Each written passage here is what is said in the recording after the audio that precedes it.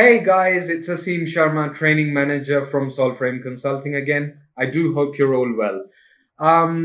Today I am going to speak about effective communication, but one specific part of that, and that is how do you come across as being clear and how do you clarify something? How do you express yourself clearly? And if someone is discussing something or you have a question to ask, how do you clarify it? There's nothing worse than not understanding something and then, towards the end of a discussion, say that, excuse me, just one thing. What have we been talking about? Of course, you're going to annoy a lot of people. And people often have that hesitance to interrupt, thinking it's rude. But you know what? There's nothing worse than leaving it to the end and, once the whole story has finished and then saying, I have no idea what you're talking about. What are you talking about? That's just wasting the other person's energy and it makes them feel almost foolish because you've taken them for granted. It's better to say that, whoa, hold up, hold up. I'm not understanding this. I always believe in being explicit and transparent, and I would encourage all of you guys to do so as well. So let's take an example. Let's say someone is teaching me how to use Excel. I'm not particularly good at Excel. I'm average. I've used it before functionally to make dashboards and so on. I remember some of the basic formulas like COUNTIF and VLOOKUP and so on, but I find it confusing. And someone is giving me some intermediate to advanced training, but my foundation is a bit shaky. So let's say someone is going on about one of the formulae and they're giving an example, and I feel that they're going at a fast pace. I personally would say, and I'm sitting in a class, I'd say, excuse me, sir, ma'am, I'm sorry to interrupt you. Do you mind slowing down a little bit? Because I've understood you up to this point, and I don't want that gap to start growing. Because at the end of the day, I'm just going to make myself look stupid.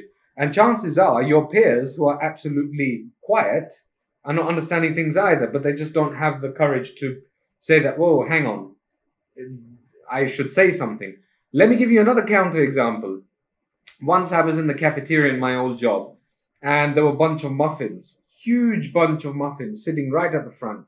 I don't know whether this was a social experiment or what, but they sat there for about a week. People started getting curious that we don't see them, lowering in number. No one seems to be consuming them. But what is the purpose of them? And are they free to eat or what?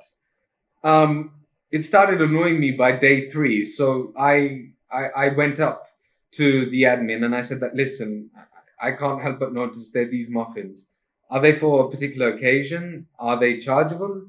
Then the guy said that, look, there's a person from the bank who's promoting something. Where is he? It was lunchtime. So they said that he's just sitting over there.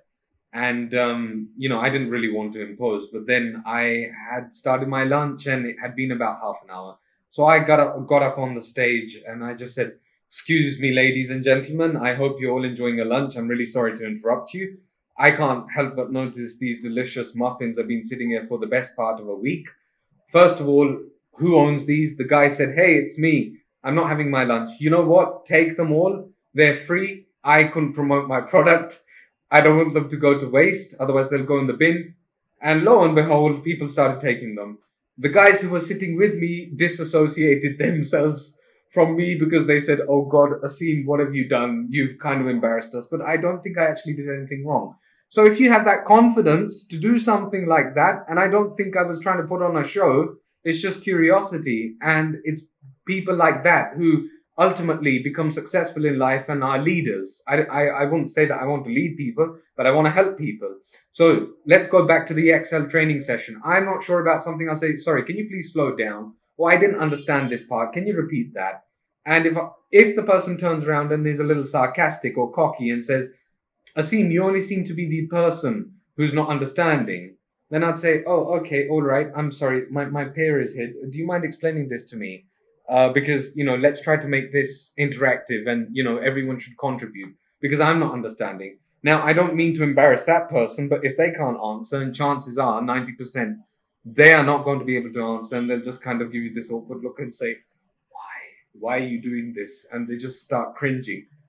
Chances are I've proved my point, right? So I've said that, listen, I'm not understanding. I'm not the brightest person. I want to understand. I'm humble enough to understand it. Please either rephrase yourself or I will paraphrase myself.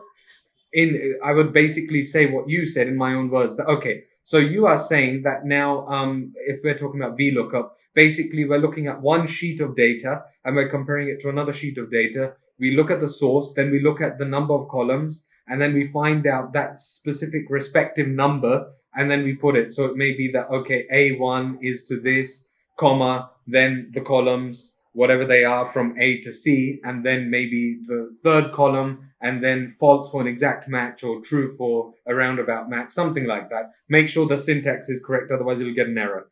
And even now, when I'm describing this to you, I'm also getting confused because I need an example. So you get the idea, and the person will say wrong or right or kind of.